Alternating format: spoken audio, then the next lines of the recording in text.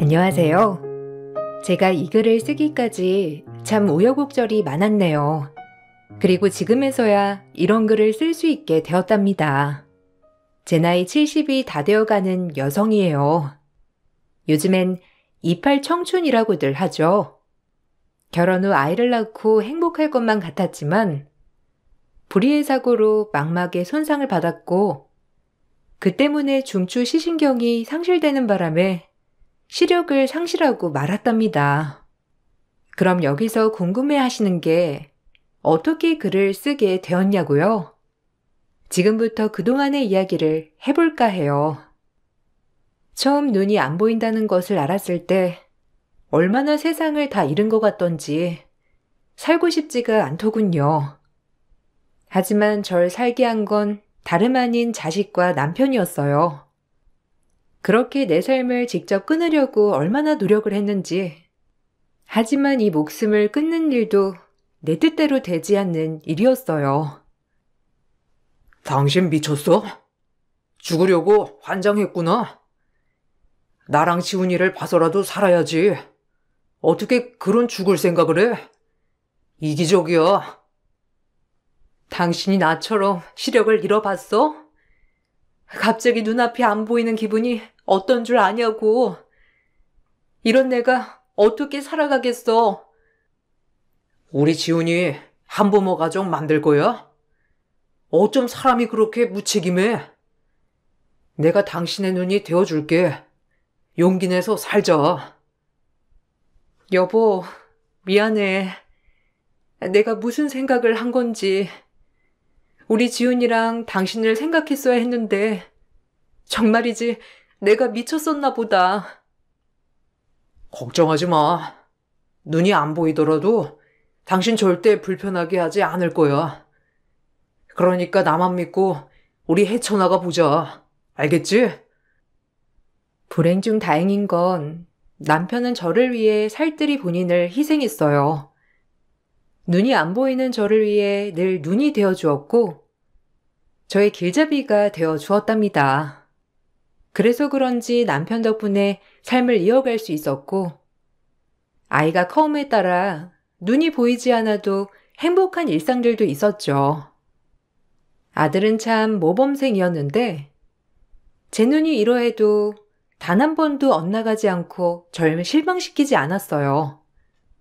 성적은 늘 전교권, 남편에게 듣기론 인물도 점점 피어서 아주 잘생긴 모습이 역력하다고 늘 저에게 말해주었답니다. 우리 지훈이가 또 1등을 했어요. 어머님도 정말 좋으시죠? 이번에 교내 우수상을 받게 될 것 같은데 어머님도 꼭 오셔서 축하해 주세요. 이렇게 우등생 지훈이를 키우신 분이 누군지 정말 궁금하거든요. 어머님, 이번엔 오실 거죠? 아니요. 제가 사정이 있어서 학교에 가진 못할 것 같아요. 바쁘기도 하고. 아빠가 방문할 거니 걱정 마세요. 어머, 정말 아쉽네요. 지훈이한테도 어머님 좀 뵙고 싶다고 하면 안 된다고만 하고. 할 수 없죠. 그래도 어머님은 지훈이 때문에 행복하시겠어요. 공부도 잘하고 잘생기고 친구들도 많이 도와주는 착한 학생이거든요. 어머님 그럼 다음에 뵐 테니 그때 꼭 얼굴 보고 인사 나눠요. 사실 지훈이 같은 학생도 학생이지만 전 이 학생을 키우신 부모님이 더 궁금하거든요. 요즘엔 공부를 잘해도 인성이 엇나가는 애들이 많잖아요. 아휴, 제가 너무 수다를 떨었죠? 그럼 다음에 봬요, 어머님. 자식 학교 한번 못 가는 서러움은 있었지만 이렇게 선생님을 통해 듣는 아들은 대단히 모범생이었고 우등생이었어요. 그리고 고려대학교를 우수 장학생으로 입학을 하였고 아들은 대학교에서도 늘 장학금만 받는 아들이었고 그렇게 사회에 나왔죠. 눈 안 보이는 엄마 밑에서도 기죽지 않고 열심히 큰 것만 같아 늘 아들에겐 미안하고 고마웠어요. 그리고 그 아들이 결혼을 한다고 신부감을 데리고 왔을 때부터 전 크게 상심하는 일이 발생했습니다. 남편과 아들이 다투는 소리를 듣게 되었거든요. 한 번도 실망을 시키지 않았던 터라 이번에도 아무 일 없이 지나갈 줄만 알았는데 아들은 절 언제나 창피해하고 있었답니다. 괘씸한 것, 네 엄마를 창피해해? 그러고도 네가 사람이야? 네 엄마가 얼마나 널 끔찍이 생각하는데 어쩜 그래? 지은이는 괜찮은데 지은이 부모님 뵙기가 좀 그래서 그래요. 저 이렇게 잘난 줄 아는데 엄마가 시각장애인이라고 하면 절 어떻게 보겠어요? 가뜩이나 맨손으로 여기까지 왔는데 그런 동정까지 받고 싶진 않다고요. 아빠는 제 마음 절대 모르시겠죠? 그런 집안이라면 결혼을 애초에 때려치워. 나도 그런 집안 며느리 보기 싫으니까. 고얀 것, 너 같은 건 아들이라고. 네 엄마가 얼마나 너한테 미안해 하는 줄 알아? 사실 너한테 미안해 할 일도 아니지. 본인은 얼마나 상심이 클 거야? 그래도 너 기 안 죽인다고? 혹시나 해서 학교 다닐 때도 늘 네 걱정이 학교 한번 안 찾아간 엄마다. 그런 엄마한테 미안해하질 못할 망정. 그러게 누가 다치래요? 엄마가 조심성 없어서 눈 다친 거 가지고 왜 제가 이런 고통을 당해야 하냐고요? 마음이 참 아프더라고요. 괘씸하기도 하다가 그래도 아무것도 해준 것 없는 제가 미안하면서도 솔직히 할 말이 없었습니다. 그리고 결국에 며느리 될 사람이 먼저 저희 집에 인사를 오게 되었는데 보이진 않아도 알 수 있을 것 같았어요. 말투나 행동을 느끼면서 말이죠. 그 며느리는 저를 동정하는 시선과 함께 그렇게 좋아하는 것 같지 않은 느낌을 받게 되었거든요. 눈이 안 보임과 동시에 오히려 사람들과 같이 있을 때 그 공기만으로도 절 어떻게 대하는지 잘 느낄 수 있게 된 저였어요. 어머, 어머님, 진짜 안 보이신다더니 정말이네요. 저 시각장애인 처음 봐서 너무 신기해요. 혹시 골든 레트리버는 없나요? 그 시각장애인들 보면 강아지 한 마리씩 데리고 다니던데 제가 강아지를 정말 좋아하거든요. 아쉽다 정말. 어머, 그래? 난 그래도 지은 아빠가 많이 도와줘서 괜찮아. 그리고 이렇게 된 지가 좀 되어서 사실 익숙하기도 하고. 아니 그럼 결혼식 날 저희 엄마랑 화촉점화는 못하는 거 아니에요? 하긴 그렇게 나서면 좀 곤란하긴 하겠죠. 뭐야? 곤란하다니 그게 무슨 뜻이야? 최지훈 너 이러려고 결혼한다고 한 거였어? 됐고 나가봐. 네 엄마 무시하는 인간들 아들이고 며느리고 다 필요 없어. 개념이 없는 건지 공부만 잘할 줄 알지 인성이라곤 아주 개차반이야.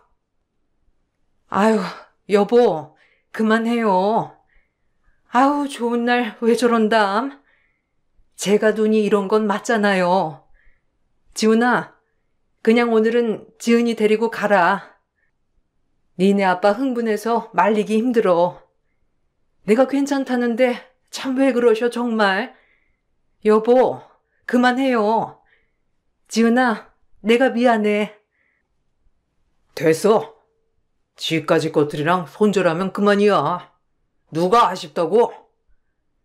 네 엄마 함부로 대하는 사람들은 자식으로 인정 못해. 어머, 아버님, 오해세요. 전 그냥 정말 현실을 얘기한 건데. 언짢으셨으면 어머님 죄송합니다. 오해 푸셔요. 아, 그래요. 뭘 이런 걸 가지고 화를 내세요? 엄마, 지은이가 얘기한 거 별 뜻 없으니까 오해하지 않으실 거죠? 행여나 아들과 남편의 사이가 멀어질까봐 오히려 마음이 안 좋아서 더욱더 괜찮은 척을 했습니다. 그리고 결혼식 날짜까지 잡고 상견례를 패스한다는 아들을 보니 역시나 제 눈 때문에 그런 것 같아 의기소침해지더라고요. 사실 아픈 엄마라 아들에게 미안한 마음밖에 없던지라 참 어찌할 바를 모르겠었어요. 저보다 남편이 더 화가 나 소리쳤지만 남편은 저를 보고 꾹꾹 눌러 참는 모습이 보였고 결혼식 날 눈은 보이지 않았지만 싸늘한 사돈어른들이 눈빛이 느껴졌어요. 아니, 내 딸내미가 나중에 봉양해야 하는 거 아니냐고. 요즘 시대에 각자 사는 건데 혹시나 내 딸한테 기생할까 겁나네. 아, 엄마, 조용해. 들리겠어. 지훈 씨가 절대 그런 일 없다고 했으니까 엄마는 걱정 마. 내가 미쳤어? 시집살이를 하게? 가뜩이나 몸 멀쩡해도 안 하는 게 시집살이인데 눈먼 시어머니 모실 일 절대 없으니까 엄마는 그런 줄 알고 마음 푹 놓으셔. 그래도 지훈 씨 직업은 좋잖아. 변리사에 다정하고 오히려 무조건 내 편이 되어줄 거니까 더 잘 된 것 같아. 그러니까 신경 쓰지 마.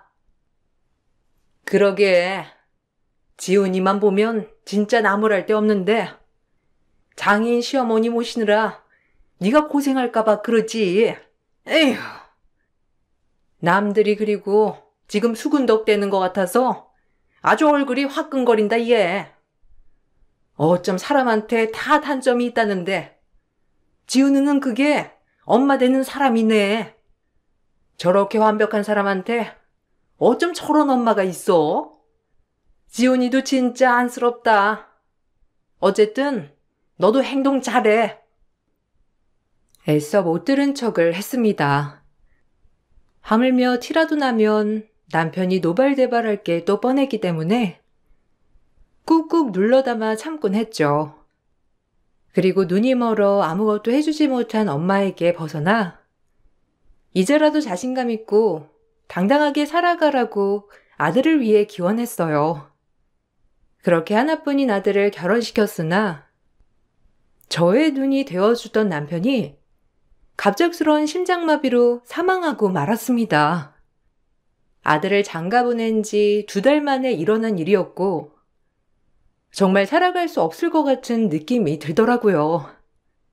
장례식장에서 전 오열을 했어요. 이렇게 가버리면 나보고 어쩌라고. 당신 나한테 이럴 수가 있는 거야? 나 혼자 어떻게 살라고. 그렇게 나보고 오래 살자고 해놓고 무정한 사람아. 당신 진짜 그러는 거 아니야. 사람 아무것도 못하게 만들고 정말 너무한다. 제가 이렇게 땅이 꺼져라 울어댈 때 아들과 며느리는 아무 말이 없었어요. 보이지가 않으니 참 답답스러운 마음이 들었습니다.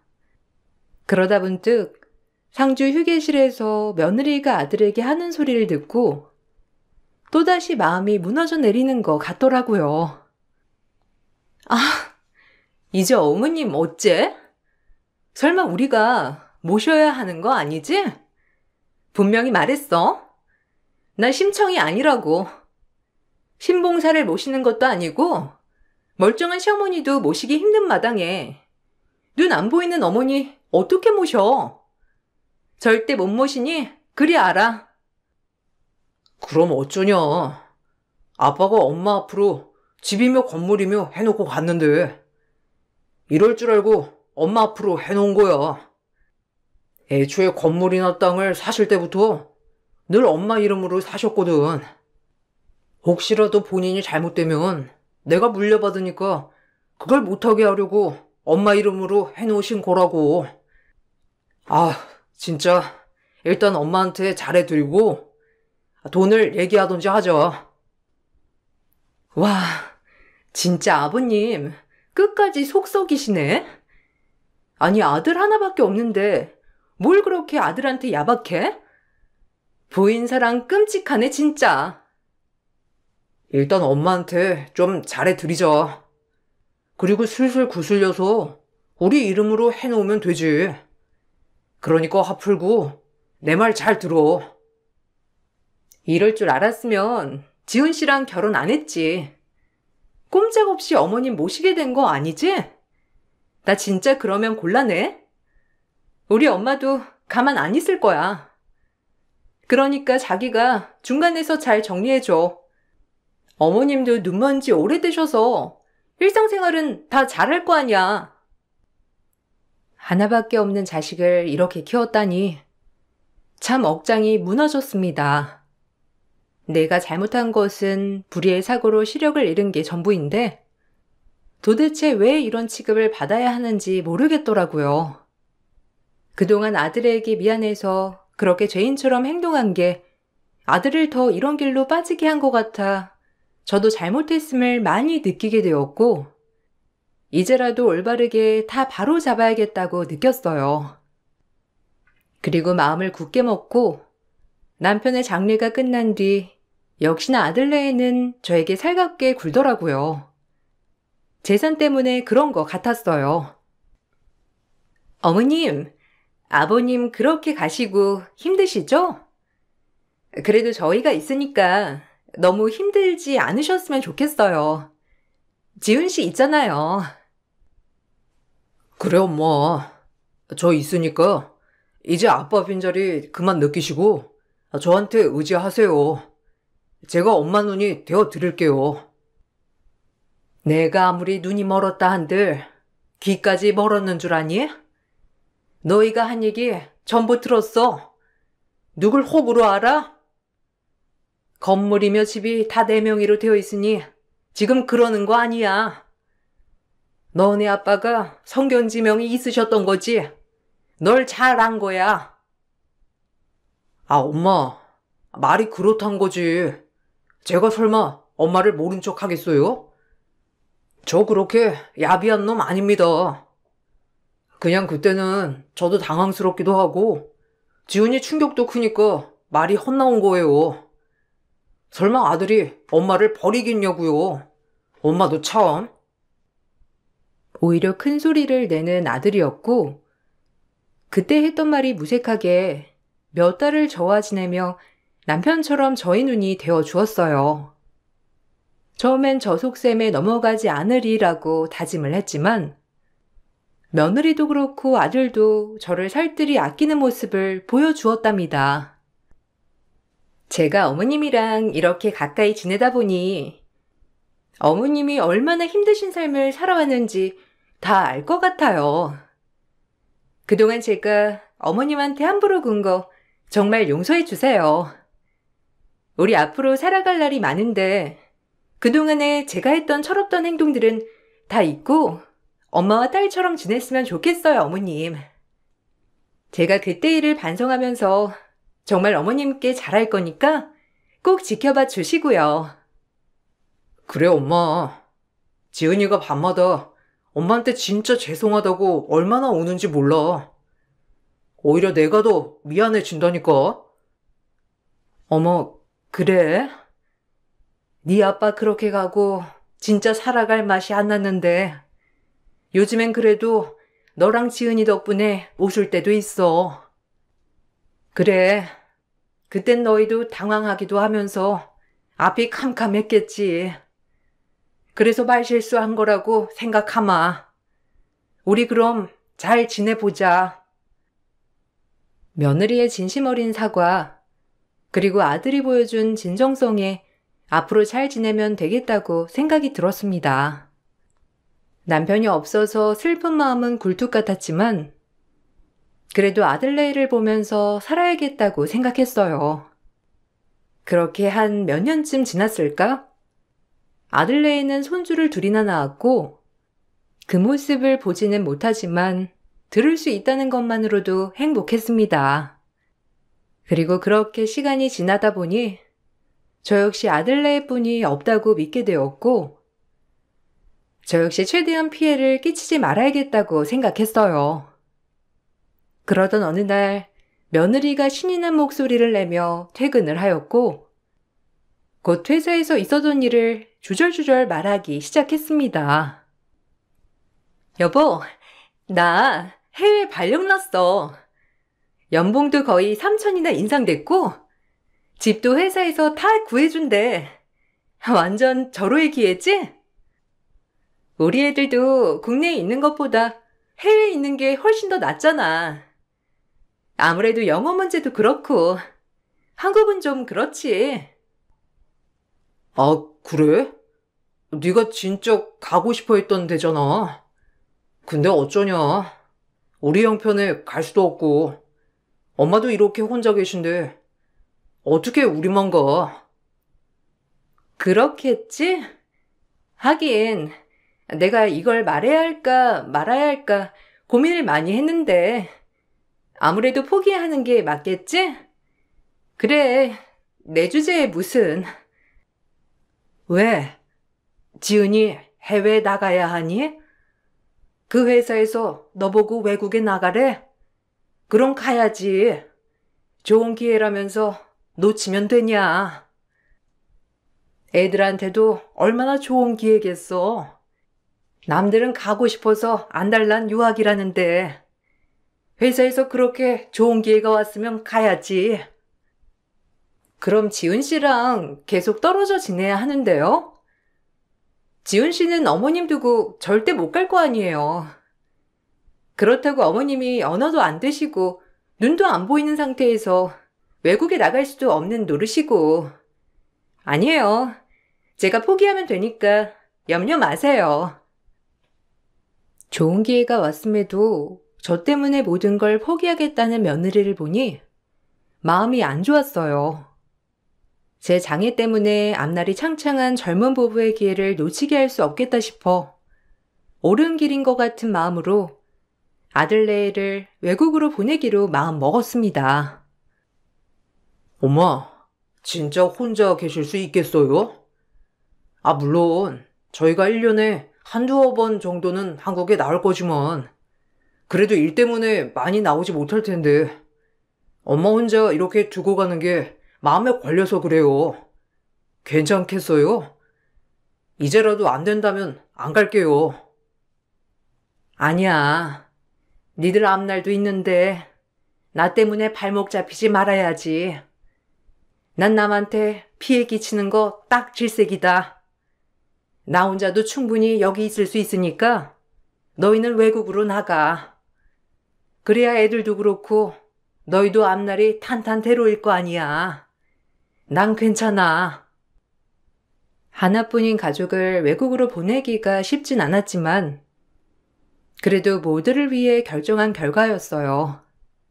그렇게 아들네에는 이민을 가게 되었고 전 그렇게 혼자 남게 되었습니다. 혼자 남게 되니 먼저 간 남편도 참 그립고 그간 많은 생각을 하게 되었어요. 엄마, 저희 외국에 도착했는데 생각보다 돈이 엄청 드네요. 혹시 도와주실 수 있어요? 애들도 여유롭게 키워야 하고 아무래도 동양인이라 차별받지 않으려면 어느 정도 자본으로 좀 털을 잡아놔야 할 것 같은데 엄마가 도와주시면 안 돼요? 아, 그래? 얼마가 필요하니? 건물이며 땅은 뭐 팔면 그만인 거고 내가 뭐 혼자 살면서 쓸 데도 없긴 하잖아. 도와줘야지. 우리 손주들이 거기서 잘 지내려면 이것밖에 더 있어? 얼마 필요한지 얘기하고 은행에 가서 돈 붙여줄게. 아, 고마워요. 역시 엄마밖에 없어. 아, 참 외국에서 살아남기가 쉽지 않네요. 그래도 이왕 왔으니 열심히 해서 엄마도 모셔올게요. 아들네에는 도착하자마자 돈이 필요하다고 했고 전 당연히 외국에서 살면서 어느 정도 자본은 필요할 거라 생각했기 때문에 아들네를 위해 땅을 하나 팔아 돈을 붙여주었답니다. 그저 손주들이 걱정 없이 살 수 있었음에 해서요. 그렇게 몇 달이 흘렀을까? 혼자 사는 삶도 익숙해져만 갔고 이 삶에 적응해서 살고 있었어요. 아들네에는 바쁜지 그러고선 연락이 통 없었지만 본인들도 아주 적응하느라 고달프구나 라고만 생각하고 있었습니다. 하지만 분리수거를 하려고 밖에 나갔을 때 저를 본 경비원이 건네던 한마디가 제 머리를 강하게 치면서 혼란스러운 마음이 들더라고요. 아이고, 안녕하세요. 오랜만에 나오시네요. 608호는 대가족이라 든든하시겠어요? 요즘엔 누가 시부모랑 살려고 하나요? 네? 그게 무슨 말씀이세요? 대가족이라니. 도통 무슨 말씀인지 못 알아듣겠네요. 혹시 뭐 보신 거라도 있으세요? 아니요. 말 그대로 대가족이시잖아요. 그게 부러워서 그럽니다. 저희 자식들은 명절에 끼케야 얼굴 한번 비추는데 말이에요. 아들네에 이민 가고 장님인 나 혼자 지냈는데 경비원이 건네던 한마디로 인해 뭔가 이상함을 느꼈습니다. 경비원이 해준 얘기를 듣고 참 어이가 없으면서 어떻게 해야 할까 싶은 마음이 들더라고요. 오히려 그땐 정신이 번뜩 차려졌어요. 한참을 어떻게 할까 고심하던 그때 주변 사람들이 하는 얘기를 듣고 망막 이식 수술을 결심하게 되었어요. 아직 건강보험이 적용되지 않아 정말 비싼 수술이었지만 전 이 나이를 먹고서야 하겠다고 결심을 했어요. 마침 국내에서도 수술 사례가 늘고 있었고 남편이 남겨주고 간 유산들이 있었기 때문에 그중 일부를 팔아 수술을 하기로 마음을 먹었답니다. 마음을 먹으니 일은 일사천리로 진행이 되었고 전 그렇게 수술과 재활을 거쳐 빛의 유무만 구분할 수 있는 정도에서 큰 글자 정도까지 읽을 수 있는 수준이 되었어요. 오랜만에 이렇게 모든 걸 보게 되니 감회가 새로우면서 남편이 생각났습니다. 모든 수술 기간과 재활을 마치는 동안 전 단 한 번도 집에 가지 않았어요. 근처 원룸 하나를 얻어 병원에서 왔다 갔다 생활을 했거든요. 그리고 큰 글씨가 보일 정도가 되었을 때 집에 도착을 했고 엘리베이터에서 내리는 순간 옆집에서 아들네가 저희 집에 들어가서 아무렇지 않게 생활을 하는 것을 보고 말았습니다. 그리고 제 모습을 보고 아무런 소리도 내지 않고 조용히 다시 옆집으로 들어가더라고요. 아무리 생각해도 이해가 가지 않았고 결국 제가 내린 결론은 아들네에는 제가 버거운 나머지 외국으로 이민을 간다는 핑계로 절 내치려 했고 사실상 이민은커녕 바로 옆집에서 지내면서 아예 저와 모른 척 살아가고 있었다는 거예요. 저에게 척을 지면 제 이름으로 되어 있는 재산을 모두 받지 못할 것 같아서 말이죠. 급히 망막 이식을 하고 집에 온 순간 나만 몰랐던 광경이 펼쳐졌다는 게 참 우습고 어이가 없어 웃음이 나왔습니다. 아니 진짜, 아니 어떻게 이런 일이. 와, 정말 세상에 믿을 사람 하나 없다더니 자식까지 나에게 뒤통수를 칠 줄이야. 제가 그 광경을 보고 혼잣말을 하면서 웃자 며느리와 아들은 둘이 저를 번갈아 보면서 의아해했습니다. 그때까지 아무런 소리도 내지 않은 채 그저 눈치만 살필 뿐이었어요.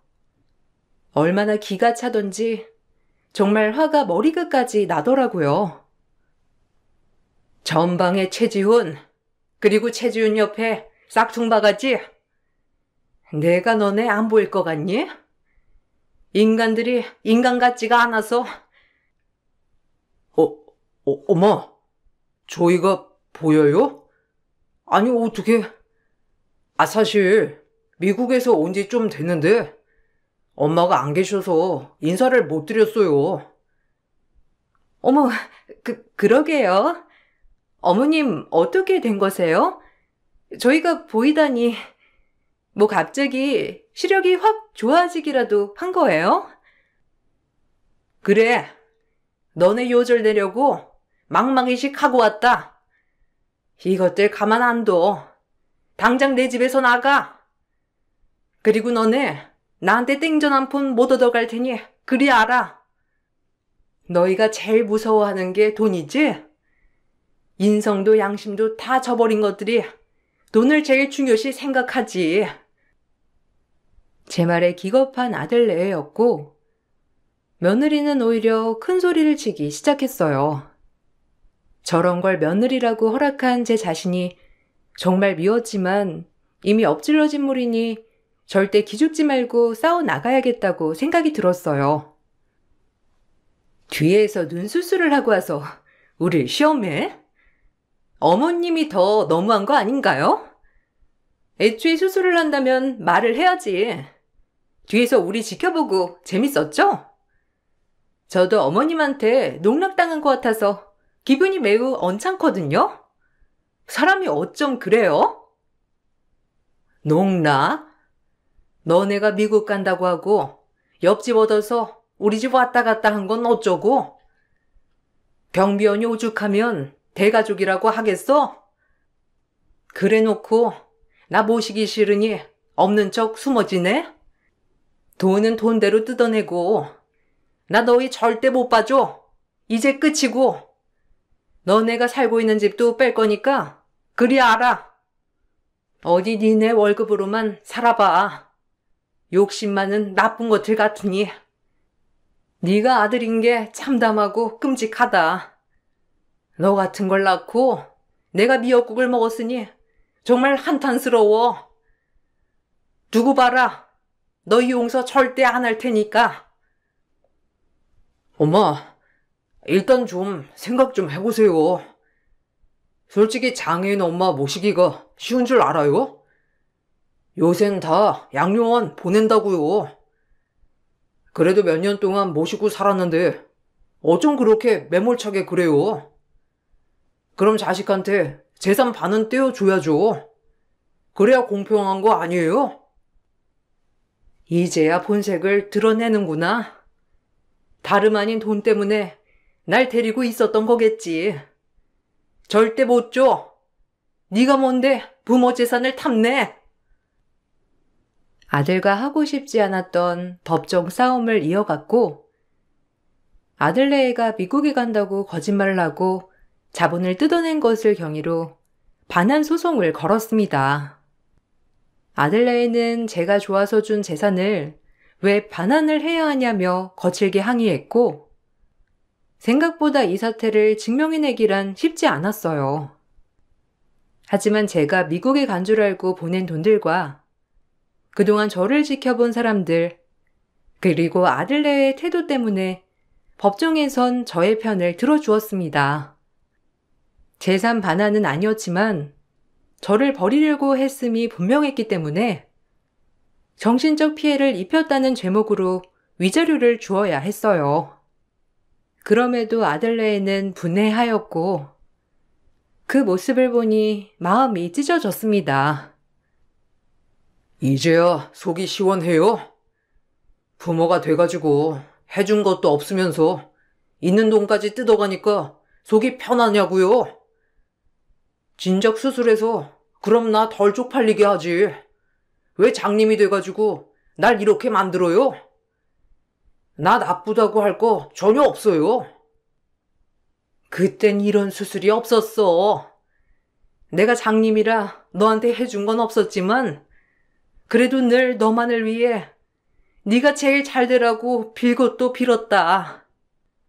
해주는 게 없는 애미라 네가 밤잠 못 자고 공부할 땐 같이 밤새면서 힘이 돼주려고 했고 너만을 생각해서 이 악물고 살았어. 그래, 너한텐 많이 모자라는 어미라고 할 수 있겠지. 그러니 이쯤 손절하는 게 맞다 싶어. 내가 죽어도 장례식에 오지도 말고 앞으로 네가 알아서 살아. 네가 그렇게도 창피하는 엄마니까 다신 보지도 말고 엮이지도 말자. 엄마 앞으로 되어 있는 재산은요. 그 재산은 줘야 할 거 아니에요? 엄마가 자식이 나 말고 또 누가 있는데. 진짜 엄마도 아니야. 넌 내 자식도 아니야. 네가 자식이라면 엄마 돈만 생각할 수 있어? 너나 나나 비차일반이고 이제 연락 말거라. 전 이 한마디만 하고 나섰는데 그럼에도 아들네에는 억울했는지 매일같이 집에 찾아와 무력을 쓰고 재산을 내놓으라고 압박을 하였고 너무 괘씸한 나머지 전 경찰의 고소와 함께 접근 금지 명령을 내렸어요. 그러니까 찾아오지 않더라고요. 그 후엔 제 친구 아들로 인해 이 소문이 퍼져 폐류나라고 낙인이 찍혀 회사도 간두고 말았다고 했어요. 회사를 간두고 나서야 며느리는 저에게 두 손이 발이 되도록 빌기 시작했는데 아마 그 비는 것도 오로지 저들을 위해 비는 거였지만 말이죠. 한번 이렇게 마음의 상처를 얻고 나니 아들네이가 하는 행동들이 못 믿었게 느껴지더라고요. 솔직히 눈 안 보이는 저를 이렇게 내버려 둔 게 고려장이나 다름없다고 생각했기 때문에 정말 마음속의 상처를 많이 받게 되었거든요. 치유가 되지도 않았고요. 저희가 잘못했어요. 그러니까 한 번만 용서해 주시면 안 될까요?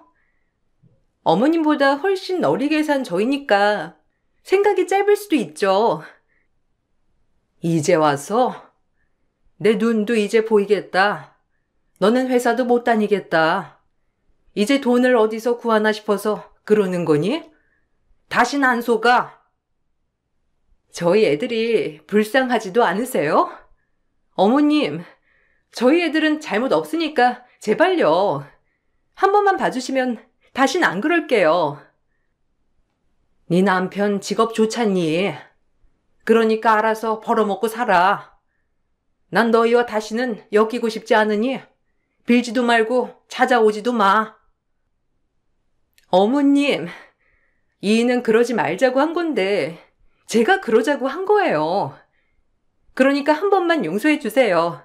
부탁드릴게요. 이제 와서 손주들을 핑계로 계속해서 사과를 하러 찾아왔어요. 그럼에도 다시는 속지 않기로 했기 때문에 며느리의 사과를 대차게 거절했고 아직까지 제 재산이 탐나는지 주말마다 손주들을 보내고 있습니다. 저야 손주들이라 보고 싶으니 한 번씩 손주들을 만나기도 하지만 아들네랑은 아예 연락하지 않고 지내고 있답니다.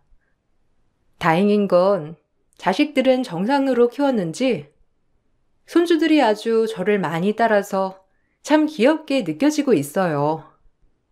사실 엄마로서 아들한테 해준 게 없는 것 같아 마음 한편이 무거웠는데 그것들을 지금 손주들한테는 아낌없이 해주고 있답니다. 그나마 작은 선물 같은 존재라고 생각해요. 할머니, 난 할머니가 세상에서 제일 좋아요. 내가 할머니 눈 불편하니까 이렇게 손 꼭 잡고 다닐게요. 아이고, 우리 손녀 착하기도 하지. 할머니가 우리 아랑이 때문에 사는 거다. 아랑이 없으면 어쨌을꼬. 할머니, 나는요?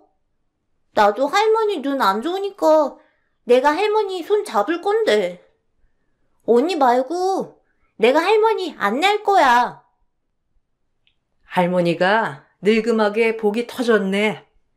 우리 손주들이 이렇게 할머니 손잡고 걸어주고 고맙다 우리 아랑이랑 아름이. 할머니, 우리랑 오래오래 살아야 하니까 건강하셔야 해요. 그래야 언니랑 제가 일요일마다 할머니네 오죠. 그나마 자식한테 서름당한 이 마음을 손주들이 보상해 주는 것 같아 하루하루 감사한 마음으로 지내고 있답니다. 다시 한번 생각해봐도 아마 남편이 살아생전 재산들을 제 앞으로 해놓지 않았으면 지금도 여전히 눈수술은 물론이고 아들네가 이렇게 아쉽다고 찾아오지도 않았겠죠? 글을 쓰다 보니 남편이 너무 그립네요. 수술을 했다고 하더라도 눈이 온전하지 않은지라 이 글을 쓰는 데만 5일이 걸렸어요. 그것도 힘들어서 사실 제 가장 친하고 비밀을 털어놓을 수 있는 노인정 친구에게 부탁을 하여 글의 도움을 받았답니다. 그럼에도 이렇게 글을 쓰는 이유는 여기 올라오는 사연들을 매일 경청하면서 저 또한 위로를 받고 있기 때문이에요. 혹시라도 제 글을 듣고 도움이 되시는 분들이 계시지 않을까 이렇게 글을 썼습니다.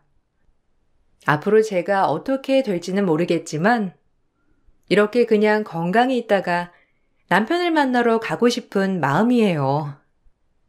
남편에게 부끄럽지 않기 위해 또 오늘 하루도 열심히 살아내야겠죠. 여러분들 제 글을 들어주셔서 정말 감사합니다. 좋은 하루 보내세요. 안녕하세요. 저는 40대 중반 여자입니다. 사람은 누구나 잘못은 할 수 있다고 생각합니다.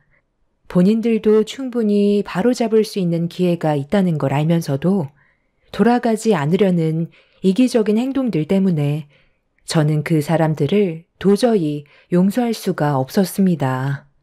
결혼 생활한 지 15년 만에 이혼 서류에 도장을 찍을 수 있었고 현재는 법적으로 아무 상관없는 남이 되어버렸는데 너무 오랜 기간 참아오는 동안 그 인간들에게 너무 많이 시달려서 그런지 아직까지도 정신이 온전히 회복이 되지 않았습니다. 제가 사연을 신청하게 된 이유는 저희 엄마가 2년 전에 대장암을 진단받았을 때부터 시작이 되는데요. 그때 당시 3기 초반이라 항암 치료만 꾸준하게 잘 치료해도 어느 정도 희망이 있다는 말을 들었었어요. 그래서 엄마는 병원에서 시키는 건 뭐든 다 했었죠. 어렸을 적 아빠가 건설 현장에서 추락사고로 세상을 떠나시는 바람에 엄마와 단둘이 정말 열심히 살아왔었어요. 그동안 온갖 고생 다 하고 이제야 어느 정도 안정적인 생활을 할 수 있었는데 엄마의 대장암 소식은 저에게 엄청난 절망으로 다가왔어요. 엄마도 저 혼자 남겨지는 건 원치 않는다며 어떻게 해서든 회복을 하시려 했지만 병마와 싸우는 게 생각했던 것보다 많은 어려움들이 있었습니다. 체력적인 소모도 커서 시간이 지날수록 엄마가 점점 지쳐가는 모습을 지켜볼 수밖에 없었어요. 좋아질 수 있는 희망이 있다던 의사의 말과 다르게 예상하지 못했던 상황들이 계속해서 터져 나왔어요. 수술로 암을 제거하고 어느 정도 숨 좀 쉴만하면 다른 곳에서 또 암이 발견이 되는 일이 반복이 되었습니다. 저희 엄마의 몸에서 계속해서 나타나는 암세포가 혈액을 타고 장기 여러 곳을 돌아다니는 게 제일 큰 걱정거리였어요. 언제 어디에서 또다시 발병이 될지 아무도 모르는 상황이었죠.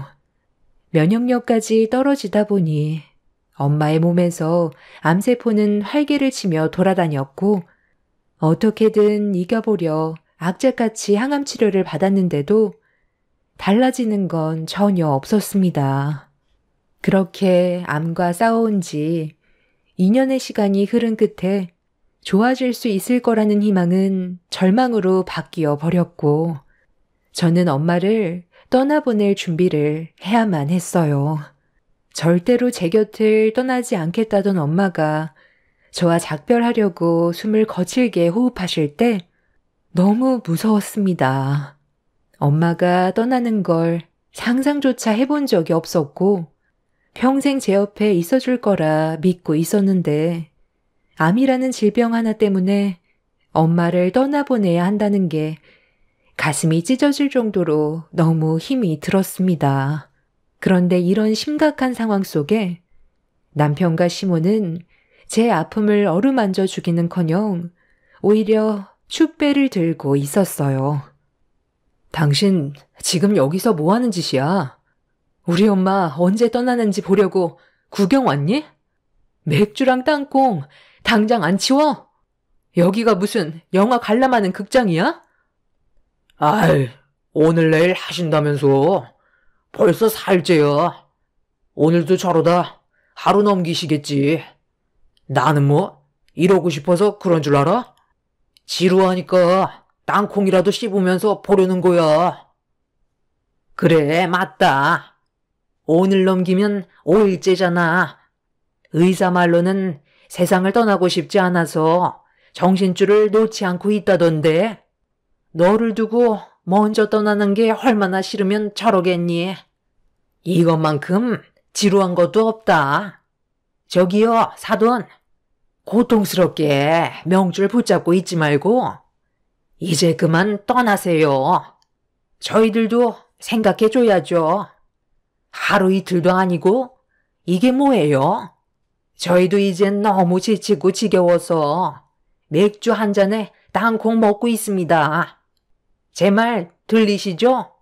신체 부위에서 기가 제일 늦게 멈춘다면서요. 눈 감고 숨만 헐떡거린 지 벌써 4일째입니다.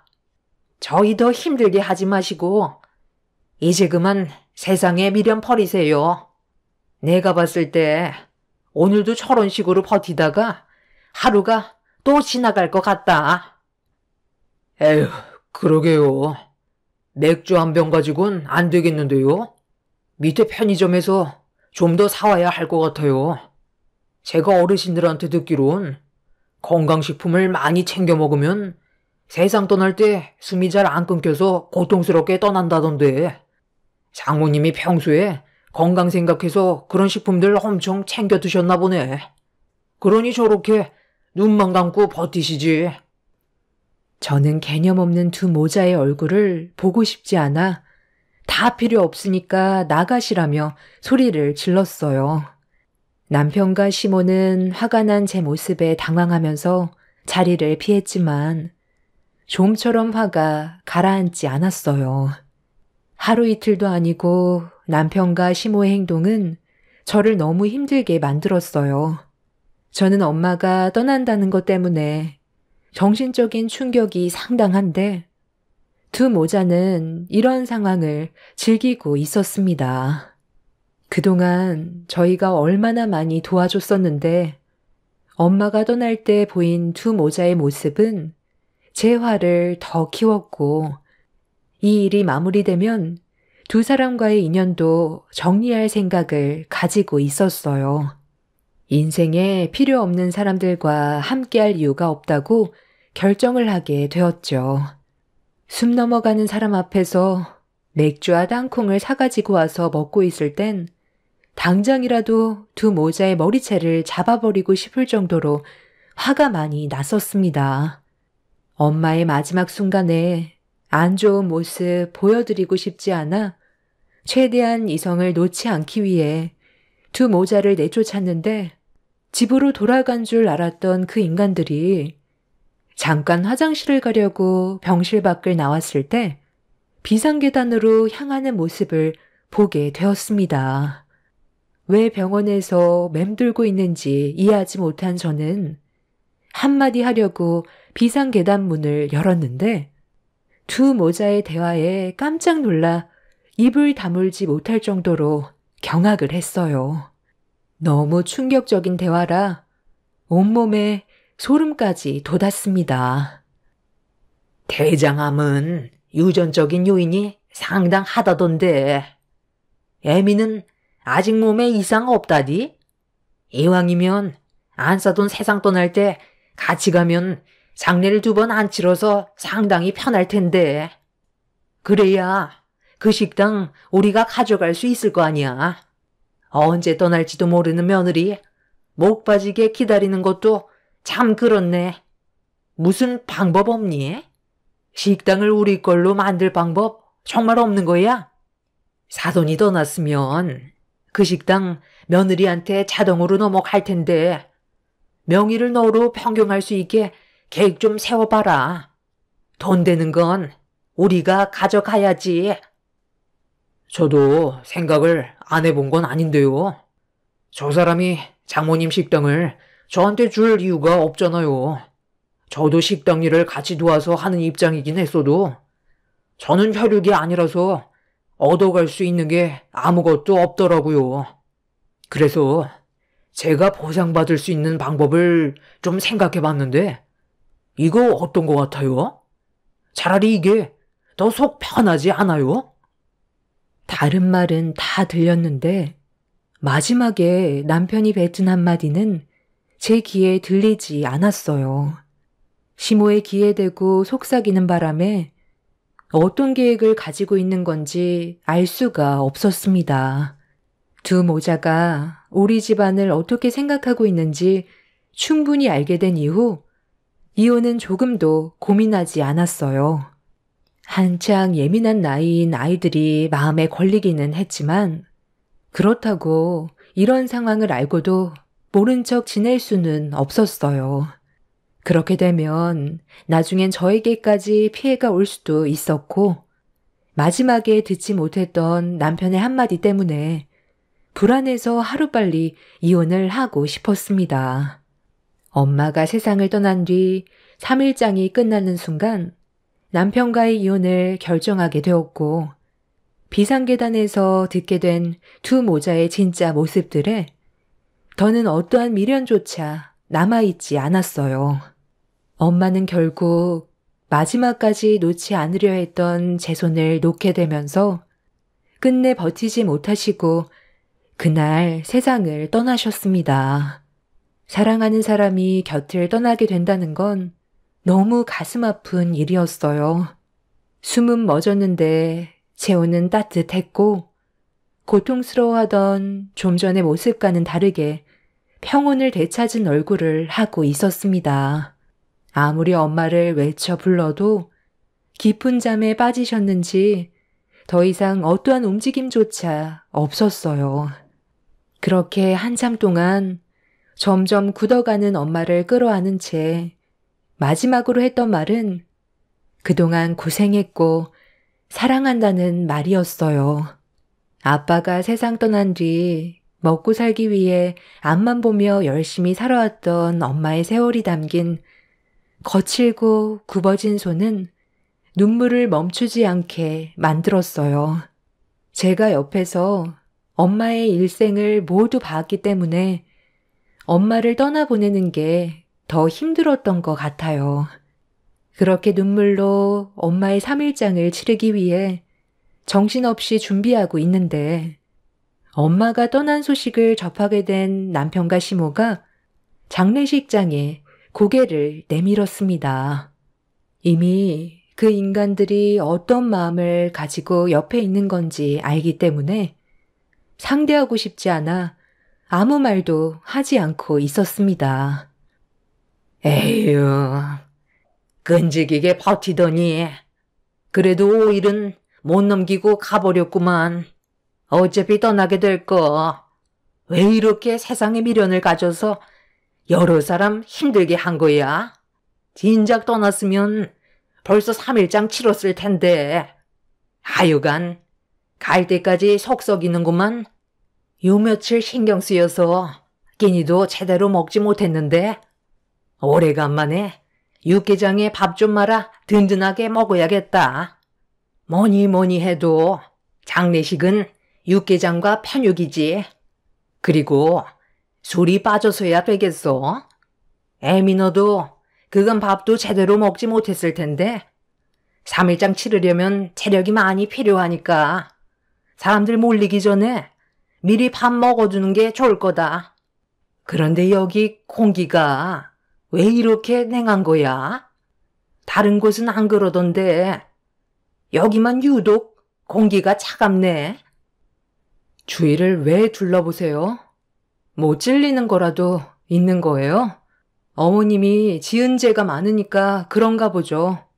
세상 떠날 날이 가까워오면 몸이 먼저 반응한다던데 어머님도 떠날 날이 얼마 남지 않았나 봐요. 우리 엄마가 먼저 가신 것뿐이지 어머님은 얼마나 오래 있을 것 같은데요.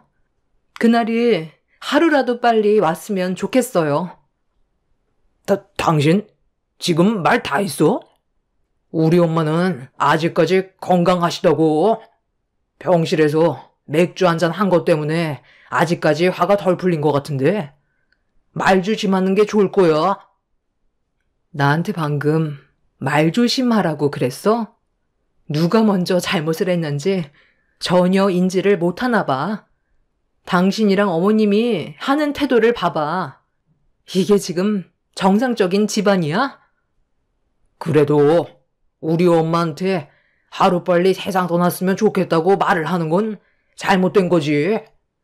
장모님은 어차피 떠나게 될 상황이었잖아. 존말할 때 당장 사과드려. 늙으면 서러워서 못 산다고 하더니 그 말이 딱 맞나 보다. 하나밖에 없는 며느리 눈치 보여 살 수 있겠니? 밥맛 떨어져서 먹고 싶지도 않다. 시모는 저로 인해 기분이 상했다면서 장례식장을 나가 버렸어요. 남편은 저에게 나중에 따로 얘기 좀 하자면서 서둘러 시모를 뒤따라 나갔습니다. 그리고 두 모자는 3일장을 치르는 동안 단 한 번도 장례식장에 오지 않았어요. 주변 지인분들의 도움으로 무사히 엄마의 장례식을 끝낼 수가 있었습니다. 그렇게 힘겨운 시간이 끝나고 정신줄 하나 붙잡아 집으로 들어가려는데 며칠간 식당 관리가 전혀 안 되어 있어서 대충 정리한 뒤 집으로 가야 할 것 같아 잠깐 식당을 먼저 가게 됐는데 문을 여는 순간 저는 눈앞에 펼쳐진 광경을 보고도 믿기 어려울 정도로 엄청난 충격을 받게 되었어요. 남편과 시모는 술이 가득으로 취해 제정신이 아니었고 처음 본 사람들은 웃고 떠들며 부어라 마셔라 하고 있었어요. 시모는 식당 안으로 들어온 저를 빤히 쳐다보더니 비틀거리면서 제 앞으로 걸어왔어요. 그리곤 다짜고짜 얼굴에 손을 올려 붙이더니 주머니에서 뭔가를 꺼내 저한테 던지면서 막말을 쉬지 않고 퍼부어 댔어요. 예, 애미야. 그 카드 한도 최대로 높여놔라. 일일 한도가 낮춰져 있어서 돈을 마음대로 쓸 수가 없잖아.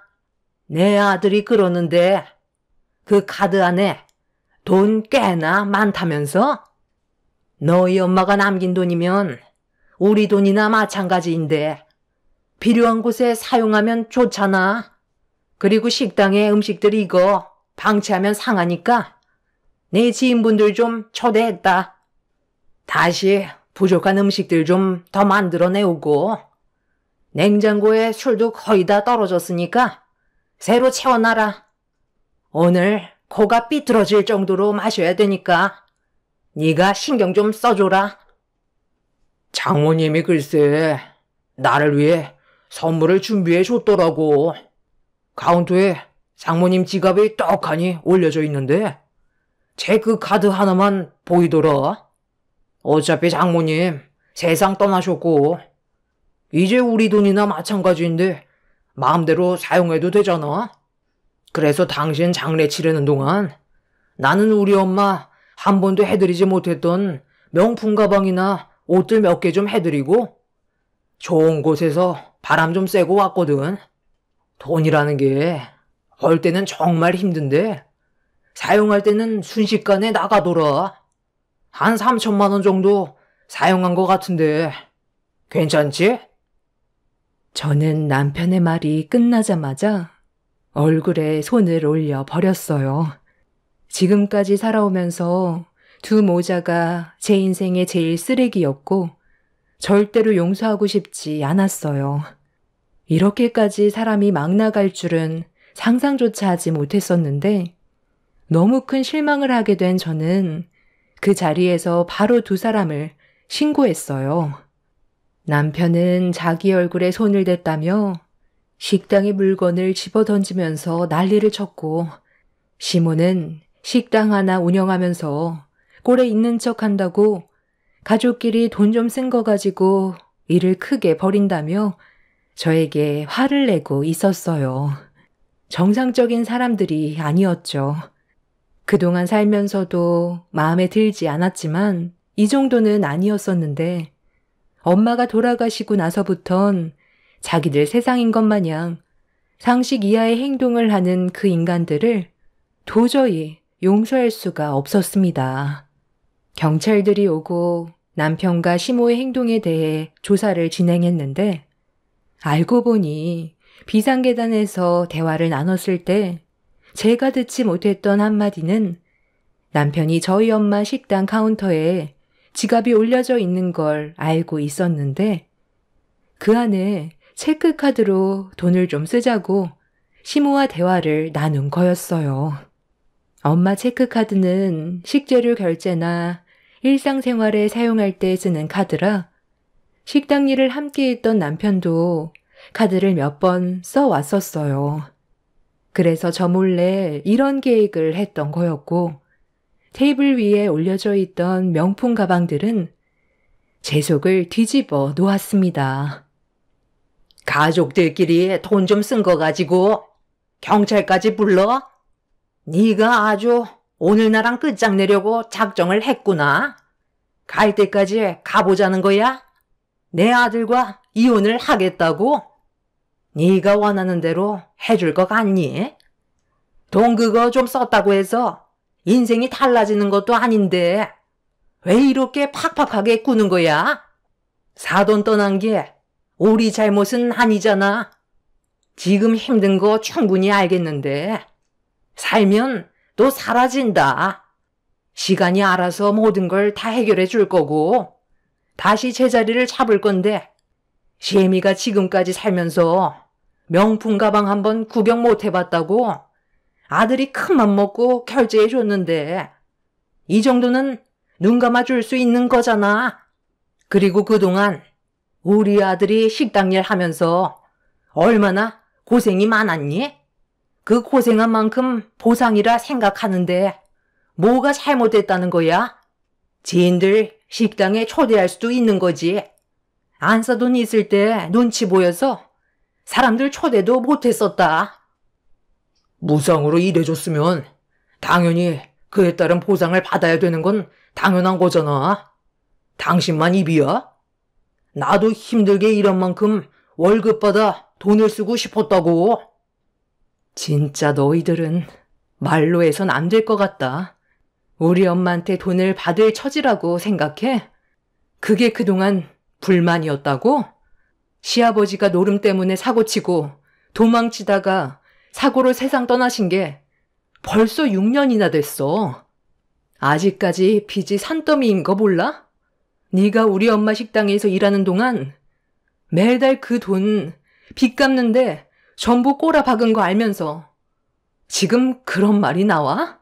한두 끝도 없이 주는 거에 감사하게 생각하기는커녕 오히려 돈을 안 줘서 불만이었다고? 그래서 내 허락 없이 식당에 함부로 들어오고 돌아가신 우리 엄마 카드로 저딴 쓰잘머리 없는 명품 가방이나 사고 있어? 아주 두 모자가 쌍으로 정신이 나갔네. 둘 다 콩밥 먹어봐야 정신 차리지? 저는 그날 이후 남편과 이혼 소송을 준비했고 두 모자에게 법적 처벌을 내리기 위한 준비를 했어요. 화가 머리끝까지 올라온 저는 두 모자를 절대로 용서하고 싶지 않아 이름 있는 변호사와의 상담을 통해 법적 자문을 구했고 오랜 시간 상담한 결과 두 모자는 타인의 분실카드 횡령죄와 타인의 카드를 부정한 방법으로 사용한 죄, 그리고 타인의 소유의 카드를 자신의 소유인 것처럼 속이고 사용한 점에 대해 처벌을 내릴 수 있다는 걸 알게 되었습니다. 점유물 이탈 횡령죄, 여신 전문 금융업법 위반 사기죄, 거기에 더해 엄마의 식당에 허락 없이 들어와 자기 식당인 것 마냥 함부로 이용한 것과 제 얼굴에 손을 댄 행동들, 식당 물건들을 집어던진 기물 파손죄, 영업 방해 등등 할 수 있는 건 전부 다 포함시켰습니다. 뒤늦게 자신들이 한 행동에 대해 상황이 심각하게 흘러가고 있다는 걸 인지하게 된 두 모자는 그제서야 사태를 수습하려고 저와 좋게 합의를 보려고 했어요. 반성은커녕 자신들이 저지른 잘못에 대한 처벌 수위를 낮추려는 행동들이 저를 더 화가 나게 만들어 저는 어떠한 합의도 하지 않고 그대로 밀어붙였습니다. 그러자 시모가 울며 불며 애원을 하기 시작했어요. 아이고, 내가 이 나이에 징역을 산다는 게 말이 되니? 그냥 좋게 합의 보면 안 되겠어? 그동안 우리가 했던 잘못 충분히 뉘우치고 있다. 그러니 좋게 정리하자. 원하는 대로 내 아들과 이혼했잖아. 서로 안 좋은 감정만 남긴 채 끝내면 나중에 손주들 보기에도 얼마나 창피한 일이야. 애들 한참 민감할 나이에 애비랑 할미 욕설이가 웬 말이야. 애비가 징역을 산다고 하면 애들이 얼마나 마음 아파하겠어? 나도 이 나이에 징역이 웬 말이니? 그곳에서 어떻게 견디면서 살아갈 수 있겠냐고. 한 번만 용서해다오. 왜요? 징역 사는 게 많이 두려우세요? 그럼 처음부터 잘했어야죠. 이제 와서 빈다고 달라질 건 아무것도 없어요. 내가 받은 상처가 치유되려면 당신이랑 그 인간이 내 두 눈앞에서 처벌을 받아야 한다고요. 저는 절대 합의 없으니까 들어가서 거기서 생을 마감하던 달게 받으세요. 거기에서도 살면 다 사라져요. 사람은 새로운 환경에서도 빠르게 적응한다면서요. 제가 듣기론 최대 8개월 정도 징역을 받을 것 같다던데 너무 짧아서 1년까지 밀어보려고요. 마음 같아선 평생 나오지 못하게 하고 싶지만 법이라는 게 제 마음대로 되지 않잖아요. 아마 그 인간은 형량이 좀 더 길게 나올 거예요. 저희 엄마 집에 무단 침입해서 금품까지 빼갔었잖아요. 수사하던 도중 밝혀졌는데 이건 모르고 있었죠? 그 인간 차에서 엄마의 금품들과 돈 되는 물건들이 나왔다고요. 우리 엄마가 떠나셨는데 위로를 해주기는커녕 머릿속에는 돈 될 만한 물건이 뭐가 있는지 그것부터 생각했지 뭐예요. CCTV에 촬영된 날짜가 저희 엄마 장례가 시작되자마자 행동으로 옮겼더라고요. 당신들 때문에 우리 집안이 무너졌는데 당연히 당신들도 무너져야지. 그리고 우리 애들 걱정 당신이 할 필요 없어. 이미 내가 당신들이 어떤 사람들인지 벌써 다 말해줬거든. 아마 2번 다시 얼굴 볼 일은 없을 거야. 내가 정말 마지막으로 원하는 건 당신이 평생 가슴 아파하며 땅을 치는 날이 왔으면 좋겠어. 그렇게 두 모자는 법적인 처벌을 피해갈 수가 없었어요. 시모는 7개월의 형을 받게 되었고 남편은 1년의 징역을 살아야만 했어요. 그런데 얼마 전에 시모의 출소를 앞두고 전혀 예상하지 못한 소식을 접하게 되었습니다. 전 남편이 징역살이를 하다가 갑자기 쓰러져서 병원에 옮겨졌는데 췌장암 말기 판정을 받았다는 소식을 듣게 되었습니다.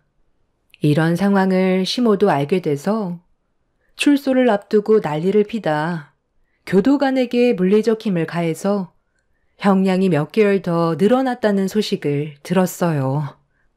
그리고 아직 애들한테도 아빠가 췌장암이라는 걸 알려주지 않았습니다. 현재 학업에 열중하고 있는 이런 상황들 때문에 상당한 지장이 생긴 상황 속에 암이라는 말을 하게 된다면 아이들이 많이 힘들어질 것 같아 아직 아무 말도 하지 않고 있어요. 징역을 살다가 다시 나온 남편이 아마 먼저 저에게 도움을 청하려고 움직일 게 뻔한데 피곤한 일이 생길까봐 서둘러 이사를 해야 될 것 같습니다.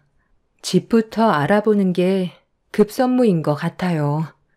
애들 핑계로 또다시 저에게 거머리처럼 붙을 테고 금전적인 요구를 하겠죠. 그 인간들이 저지른 금전적인 손해는 전부 다 보상을 받긴 했지만 최장한 핑계로 힘겹게 돌려받은 돈을 다시 토해내고 싶지 않습니다. 이미 이혼을 했는데 애들 아빠라는 이유 하나로 저희 엄마가 한평생 고생해서 모은 돈을 전 남편한테 사용하고 싶지 않아요. 어차피 최장한 말기면 가망도 없는 건데 시간을 연장할 필요는 없다고 생각해요. 그 인간들이 불행해졌으면 좋겠다고 간절히 빌었었는데 이런 식으로 또 다른 전개가 펼쳐지게 될 거라곤 상상조차 하지 못했었는데 애들을 생각하면 이 또한 다행인지 불행인지 잘 모르겠어요. 앞으로 저와 애들만 생각하며 악착같이 살아가려고요. 제 사연을 들어주신 여러분들께서는 가족들과 서로 행복한 시간을 가지셨으면 좋겠어요. 한 번뿐인 인생 서로 얼굴 붉히면서 사는 거 정말 아무 의미 없는 것 같아요. 가족이라는 울타리 안에서 행복하게 사는 게 인생에 있어 제일 중요한 일인 것 같습니다. 눈 감기 전에 후회는 없어야 하잖아요. 젊었을 때는 혈기왕성해서 가족들이 없어도 잘 살아갈 수 있을 거라 생각하겠지만 나이 먹고 자기 몸 하나 돌보기 힘들어질 때면 가족이 그리워진다고 하네요. 그때 돼서 주변에 아무도 남아있지 않게 된다면 얼마나 외롭겠어요. 가족들과 서로 등 돌리기 전에 좋게 해결할 수 있는 건 하루빨리 바로 잡으시길 바랄게요. 저 같은 경우 그렇게 하지 못했지만 여러분들 중에선 아직까지 시간이 있으시다면 후회 없는 선택 하시길 바랍니다. 한 번뿐인 인생 웃으며 살다가 웃으며 떠나는 게 제일 큰 행복일 것 같네요. 제 사연 들어주신 분들 오늘 하루도 힘내시고 즐거운 주말 보내시길 바랍니다. 감사합니다. 안녕하세요. 저는 30대 후반 여자입니다. 여러분들께서 믿었던 사람에게 배신을 당해본 경험이 있으신가요? 저는 평생 함께할 거라 생각했던 남편에게 배신을 당하고 말았습니다. 지금은 이혼을 했지만 아직도 그때의 상처는 아물지 않았습니다. 남편과 저는 가진 거 없이 시작을 했었어요. 젊은 게 재산이라고 열심히 살다 보면 저희 부부에게도 분명 좋은 날이 올 거라고 믿고 있었습니다. 저희의 계획은 안정적인 주거 환경이 마련이 되었을 때 아이를 가질 계획을 세우고 열심히 앞만 보며 달려왔었습니다. 둘이 맞벌이하면 쉽게 자리를 잡을 거라 생각했었어요. 그렇게 원룸에서 시작해 투룸으로 이사를 했고 틈틈이 청약을 넣으면서 기회를 엿보고 있었죠. 그렇게 열심히 살다 보니 저희 부부에게도 기회라는 것이 찾아오더라고요. 청약이 당첨되었다는 문자가 도착하게 되었고 가진 재산 모두 탈탈 털어 계약금과 중도금을 납부하면서 저희가 계획했던 삶의 목표에 한 걸음 다가갈 수 있었습니다. 그런데 어느 날 엄마가 저를 개인적으로 부르셨어요. 제가 태어났을 때부터 엄마는 아빠와 함께 분식집을 운영하고 계셨는데요. 아빠가 일찍 세상을 떠나시면서 모든 걸 혼자서 감당하셔야만 하시다 보니 날이 갈수록 건강이 안 좋아지셨어요.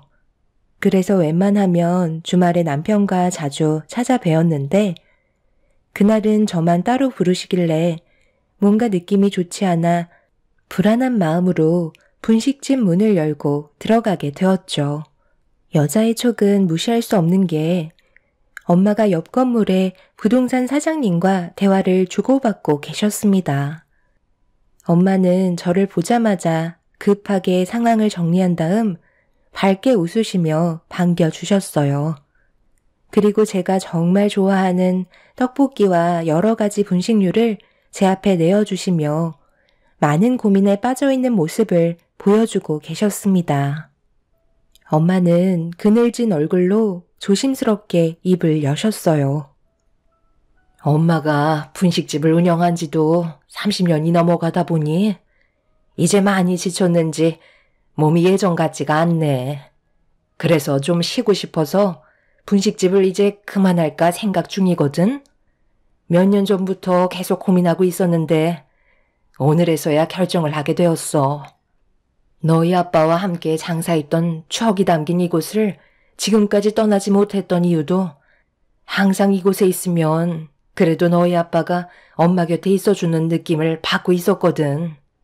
어느 날 갑자기 분식집 문을 열며 들어올 것 같아서 지금까지 버티고 있었는데 나도 이제 늙어서 그런지 너희 아빠와 함께했던 기억들도 희미해져 가고 있고 체력도 더 이상 버티지 못해서 그만 장사를 접을까 생각하고 있었어.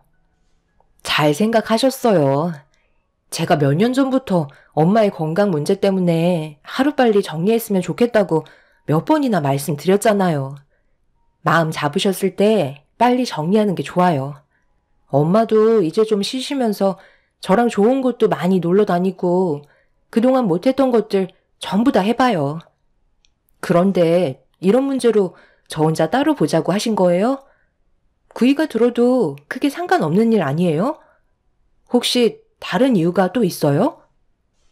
아무래도 이건 좀 예민한 문제라 우리 둘이 먼저 대화를 나눠보고 결정해도 늦지 않을 것 같아서. 너희가 이번에 청약에 당첨됐잖아. 그런데 둘이서 버는 돈도 많지 않고 아파트 들어가면 아이도 가질 텐데 그러다 보면 돈 들어갈 때가 얼마나 많겠어? 엄마가 그동안 모아두었던 돈들이랑 여기 분식집 처분하면 너희 아파트 금액은 맞춰줄 수 있을 것 같거든. 금전적인 얘기는 조심스러워서 나쁠 거 없으니 일단 너와 단둘이 대화를 좀 나눠보고 결정하는 게 좋을 것 같아서 너만 부른 거야. 엄마, 그렇게까지 안 해도 돼요. 저희 둘이 버는 돈이랑 대출 좀 받으면 충분히 금액 맞출 수 있어요. 급하게 할 필요 없으니까 저희한테 아무것도 안 해주셔도 돼요. 엄마 몸부터 좀 챙기시고 그동안 분식집 때문에 못 갔던 병원도 좀 다니시면서 건강 관리부터 하세요. 엄마가 저를 따로 부른 이유는 금전적으로 지원해 주려고 부르신 거였어요. 평생 힘들게 모아두셨던 돈을 제가 함부로 사용할 수 없다는 걸 너무나도 잘 알기 때문에 엄마의 도움을 거절하게 되었습니다. 마음 불편하게 살고 싶지도 않았어요. 하지만 엄마는 반대로 제 삶이 조금 더 여유 있길 바라셔서 도와주고 싶어 하셨습니다. 만약 남편이 옆에서 금전적인 대화에 참여했다면 부부싸움이 날 것 같은 느낌이 확실하게 들었던 순간이었고 엄마의 결정이 옳았다는 걸 알 수 있었죠. 엄마와 한참 동안 해결되지 않는 대화를 주고받다 보니 시간은 금세 저녁 시간이 되었고 나중에 다시 시간 약속을 잡는 게 좋을 것 같다고 판단하게 되었어요. 하루아침에 모든 걸 결정하기에는 저와 엄마와의 대화는 끝이 없었습니다. 엄마는 남편이 좋아하는 분식류들을 한가득 포장해서 주셨고 집에 돌아왔을 때 남편은 퇴근하고 저를 기다리고 있었죠. 양손 가득 들고 온 분식류들을 보자 남편이 저 혼자 다녀왔냐며 바로 저희 엄마의 건강 상태부터 물어봐 주었습니다. 언제나 저희 엄마부터 챙기는 남편이 너무 고마웠고 엄마와 나눴던 문제에 대해 고민을 털어놓고 싶었지만 엄마가 저를 따로 부를 만큼 조심해서 나쁘지 않을 것 같아 남편에겐 미안하지만 엄마와 나눴던 대화를 꺼내놓을 수는 없었습니다. 해결되지도 않은 문제점에 대해 굳이 남편에게 말해서 일을 키우고 싶지도 않았어요. 그날 이후 몇 번이나 엄마의 요청으로 분식집을 찾아가게 되었고 제 의견은 아예 반영하지 않고 밀어붙이려는 엄마의 모습이 저를 당황스럽게 만들 정도였어요. 저도 아이를 낳으면 엄마의 마음을 알 수 있다면서 지금까지 돈을 모은 이유도 제가 앞으로 살아가는데 조금이나마 도움을 주고 싶어서 평생 동안 분식을 팔아서 모은 돈들이라며 허튼 곳에 쓰고 싶지 않다고 계속해서 저를 설득하셨습니다. 결국 엄마의 도움을 받는 걸로 결정을 하게 되면서 이런 상황을 남편에게도 설명을 하게 되었어요. 제 말에 많이 당황한 남편은 그렇게 하지 않아도 된다며 저와 똑같은 반응을 보였지만 저희 엄마의 도움으로 자리를 잡을 수 있는 시간을 더 빨리 단축시킬 수 있다는 장점을 얘기하면서 아파트에 입주하게 되면 저희 엄마를 모셔야겠다는 예상치 못한 말을 꺼내 놓았습니다. 그렇게 저희 부부는 엄마의 도움을 받아 신혼집 잔금을 치르게 되었고 그토록 바라던 새 아파트에 입주를 하게 되었습니다. 우리 엄마도 이 집에서 함께 지내시는 게 좋을 것 같다고 당신이 예전에 나한테 말했던 거 기억나? 최근에 엄마의 건강 상태가 더 안 좋아지셔서 계속 신경 쓰이는데 차라리 우리 집에서 함께 지내는 게 좀 더 마음이 편하지 않을까? 당신 생각은 어때? 나야 뭐 당연히 장모님께서 들어오시길 바라지. 하지만 장모님이 그걸 원치 않으실걸? 말씀이라도 드려봤소. 아직 얘기는 안 해봤는데 분명 싫다고 하시겠지. 괜히 또 다른 문제를 일으키게 될지도 모른다는 생각에 안 들어오실 것 같아. 그게 당연한 거야. 어느 부모가 자식한테 피해를 주고 싶어 하시겠소? 괜히 눈치만 보이게 된다니까. 어쩌면 혼자 계시는 게 속 편하실지 몰라. 나도 장모님 건강이 걱정되긴 하지만 섣불리 우리 집에 들어와서 지내시다가 알게 모르게 스트레스 받으셔서 건강이 오히려 더 악화가 될 수도 있을걸? 뭐든지 신중하게 결정하는 게 제일 좋지 않겠소? 남편의 말이 틀린 건 아니었지만 엄마의 건강 상태가 너무 안 좋아 계속 신경이 쓰이고 있었죠.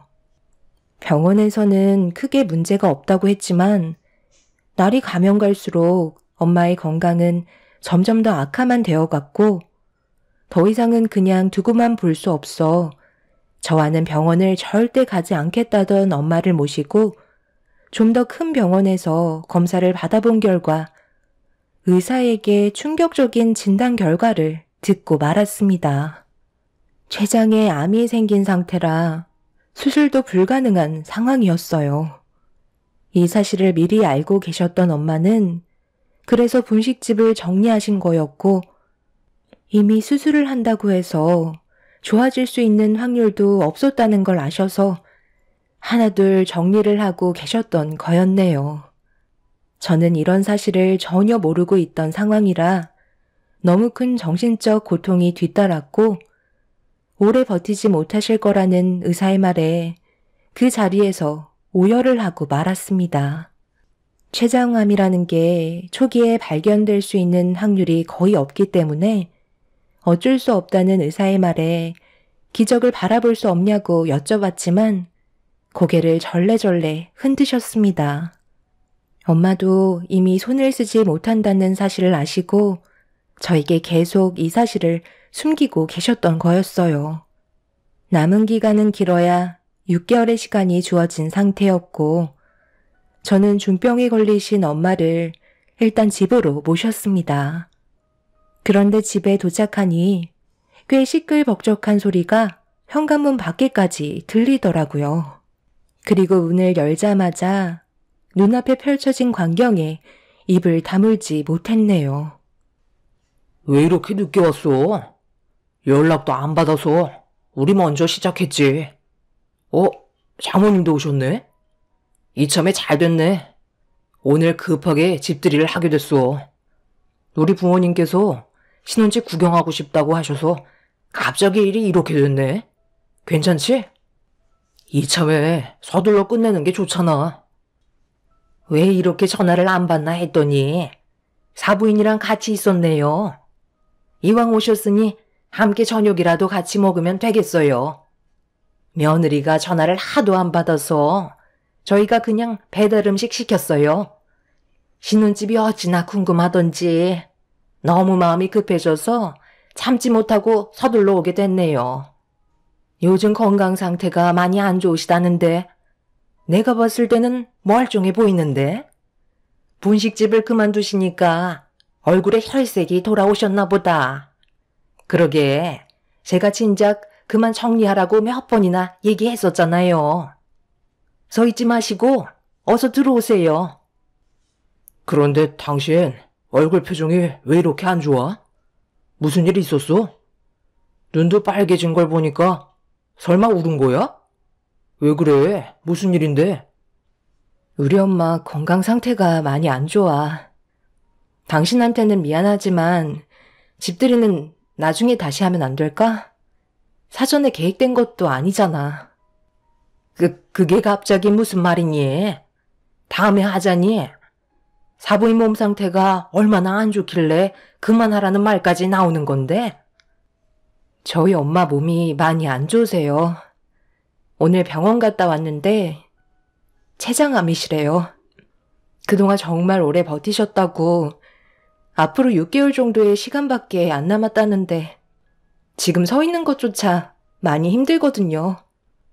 일단 저희 엄마 안정을 취하셔야 하니까 나중에 다시 하면 안 될까요? 기분 좋은 날 안 좋은 소식 전해드려서 정말 죄송합니다. 이럴 줄 알았으면 그냥 집으로 돌아갔을 텐데 거리가 너무 멀어서 일단 휴식 좀 취하려고 잠깐 들렸거든요. 방에 들어가서 누워있으면 되니 저는 신경 쓰지 마시고 마저 식사하시면 될 것 같네요. 그게 되겠어요? 벌써 사부인의 몸이 어떤 상태인지 벌써 다 들었는데 음식이 목으로 넘어가겠냐고요. 아들, 오늘은 일단 일이 이렇게 됐으니 나중에 다시 오도록 하마. 사부인께서도 일단 휴식을 취하셔야 한다잖니. 잠깐만요. 이제 막 시작하려는데 왜 가시려고 그래요? 장모님도 신경 쓰지 말고 마저 식사하라고 얘기하셨잖아요. 그렇긴 한데 아무래도 영 신경 쓰여서 말이야. 우리도 힘들게 시간 내서 오긴 한 건데 어쩌겠니? 환자가 우선이잖아. 당신 잠깐 이리 좀 와봐. 나랑 따로 대화 좀 하는 게 좋을 것 같아. 오기 전에 나한테 전화 한 통 할 수 있는 거 아니야? 방금 내가 얘기했잖아. 우리 엄마의 건강 상태가 많이 안 좋으셔서 제정신이 아니었다고. 그래서 연락을 받지도 주지도 못했다니까? 집들이야 나중에 해도 충분하잖아. 엄마가 마음 편히 쉴 수 있게 당신이 이해 좀 해주면 안 될까? 나 지금 당신이랑 얼굴 붉히면서 대화할 정도로 체력이 남아있지도 않고 정신적으로도 견디기가 너무 힘들어서 나도 시부모님 챙겨드리지 못해. 그래서 장모님은 언제까지 여기 계실 건데? 그렇다고 우리 부모님 돌려보내면 얼마나 서운해하시겠어? 설마 계속해서 여기에 계실 생각은 아니시지? 췌장암 걸리신 건 안타깝게 생각하지만 그렇다고 우리 집에서 환자와 함께 지내는 건 좀 그렇지. 엄마는 우리 집에서 같이 지내면 안 되는 거야? 우리가 지금 여유 있게 생활할 수 있는 게 누구 덕인지 벌써 잊었어? 아니, 장모님이 집이 없으신 것도 아니신데 그냥 택시 타고 보내드리면 되잖아. 나는 내일도 집들이가 잡혀 있다고. 회사 사람들까지 전부 다 오기로 했는데 그럼 그것도 취소해야 된다는 거야? 당신 왜 이렇게 이기적이야? 장모님만 집으로 돌아가시면 아무 문제 없는 건데 꼭 이렇게까지 미련한 모습을 보여줘야만 되겠어? 당장 집으로 돌아가시라 해. 당신은 나한테 한마디 상의도 없이 지금 다음날 집들이까지 잡았다고? 나한테는 지금까지 한마디도 하지 않아놓고 무턱대고 당신 혼자서 일을 벌이면 어쩌자는 거야. 그리고 지금 엄마 혼자서 버틸 수 있는 몸이 아니라고 분명 얘기했잖아. 누군가 옆에 있어줘야 하는데 내가 당신 보고 옆에 있어주라고 했어? 그냥 오늘만 집들이 미뤄달라는 건데 췌장암 걸린 엄마 앞에서 불만을 털어놓는다는 게 말이 된다고 생각해? 엄마가 지원해주신 자금이 5억이나 된다고. 솔직히 이 집은 엄마 거나 다름없는데 이 정도는 충분히 대우받을 수 있는 자격이 있으시다고. 당신은 나랑 엄마보다 집들이가 중요해? 이제야 알겠네. 장모님이 전부 다 계획이 있으셨던 거야. 일부러 우리한테 자금을 주시고 얹혀 사실 생각이셨던 거네. 그거 얼마나 된다고 코끼리 드는 거야? 의사가 길어야 6개월이라고 말했으면 앞으로 1년은 거뜬히 넘어가실걸. 장모님 연세가 있으셔서 암도 진행 속도가 느려지거든. 내가 봤을 때 장모님 앞으로 한 2년은 더 사실 것 같은데? 저는 남편의 말에 너무 충격을 받아 저도 모르게 얼굴을 향해 손을 올려붙이고 말았어요. 처음으로 남편에게 손을 대서 그런지 온몸이 떨려왔고 남편에 대한 실망감 때문에 결국 힘겹게 버티고 있던 저는 그 자리에 주저앉아 눈물을 쏟아내고 말았습니다. 다른 방에서 대화를 주고받고 있던 목소리가 거실에까지 전달이 되었는지 시부모님께서 방문을 두드리셨고 남편은 저에게 뺨을 허용해서 그런지 화가 머리끝까지 올라온 상태였네요. 남편은 문을 열고 거실로 나가더니 이성을 잃어버렸는지 흥분을 감추지 못한 채 저희 엄마한테 막말을 퍼부으며 더욱더 난리를 치고 말았네요. 장모님 때문에 지금 이게 뭡니까? 갑자기 찾아오셔서는 암이라고 집들이 분위기 다 망치고 6개월밖에 시간이 없다면서 집에 눌러붙을 계획까지 세우시면 제가 반겨드릴 줄 아셨어요? 정말 속 보이시네요. 몸이 안 좋아질 거 뻔히 알고 계셨으니까 일부러 저희한테 5억 지어주고 병수발 들어달라는 거 아니었나요? 의사가 6개월 정도 예상한 거지. 앞으로 길면 1년이 될지 2년이 될지 그걸 누가 알겠어요? 장모님께서 췌장암 걸릴 줄 아무도 몰랐던 것처럼 앞으로 살 날도 아무도 모른다고요. 내가 여길 오는 게 아니었는데 미안하게 됐네. 기분 좋게 집들이 하고 있었는데 분위기 망쳐서 속이 상했겠지. 여기에 머물러 있을 생각 없으니까 그만 흥분을 가라앉히고 이제 진정 좀 하겠나. 나도 피해를 주고 싶은 마음은 없었다고. 당신 정말 이런 사람이었어? 술도 얼마 먹지 않았으면서 어떻게 아픈 환자인 우리 엄마한테 상처되는 말을 아무렇지도 않게 할 수가 있는 거야? 내가 아까도 얘기했지? 이 집은 당신이랑 내가 마련한 게 아닌 엄마가 평생 동안 분식 팔아서 우리 잘 되라고 지원해 주신 돈이라고. 그런데 어떻게 그런 말을 할 수가 있어? 받을 때는 제일 좋아하던 사람이 우리를 도와주신 엄마한테 감사해 하기는커녕 중병 걸린 엄마를 내치려 들어? 당신의 인간성을 충분히 알았으니까 당장 내 집에서 나가. 당신이 이 집에 보탠 자금은 얼마 되지도 않잖아? 이혼하고 처분해 줄 테니까 당장 나가라고. 너 지금 이혼이라고 했냐? 내가 뭘 그렇게 잘못했다고 지금 이혼을 하자는 거야? 나는 불만도 얘기 못해? 장모님이 잘못하신 거 맞잖아. 기분 좋게 집들이 하고 있는데 조친 거 내 말이 틀렸어? 장모님, 이제 어떻게 하실 거예요? 이 사람이 이혼하자는데요. 엄마는 순식간에 몰려온 스트레스 때문인지 배를 움켜쥐셨고 식은땀을 흘리시며 고통스러워 하셨어요. 저는 엄마의 건강 상태에 큰 문제라도 생길까봐 일단 방으로 모신 뒤 침대에 눕혀 드렸네요. 시부모님도 남편에게 그만하라며 말리고 있었지만 남편은 이미 이성을 잃어버려 감정 조절이 되지 않는 상태였죠. 문제는 그동안 알게 모르게 쌓였던 감정들이 엄청나게 많았던지 쉬지 않고 막말을 뱉어대며 엄마가 누워 계신 방문을 발로 걷어차고 있었습니다. 결국 시부모님께서 힘으로 남편을 끌어 바깥바람 좀 쐬자며 밖으로 내보낸 뒤에야 상황은 마무리가 되었네요. 남편에게 너무 큰 실망을 받게 된 저는 더 이상 함께 살아가기에는 힘들다는 걸 알 수 있었어요. 그동안 저희 가족에게 보여주었던 행동들이 전부 가식이라는 걸 알 수 있었고, 저희 엄마의 건강 상태에 대해 조금도 걱정해주지 않고 오히려 집들이만 중요하게 생각한 남편을 더는 제 삶에 포함시킬 마음이 없었네요.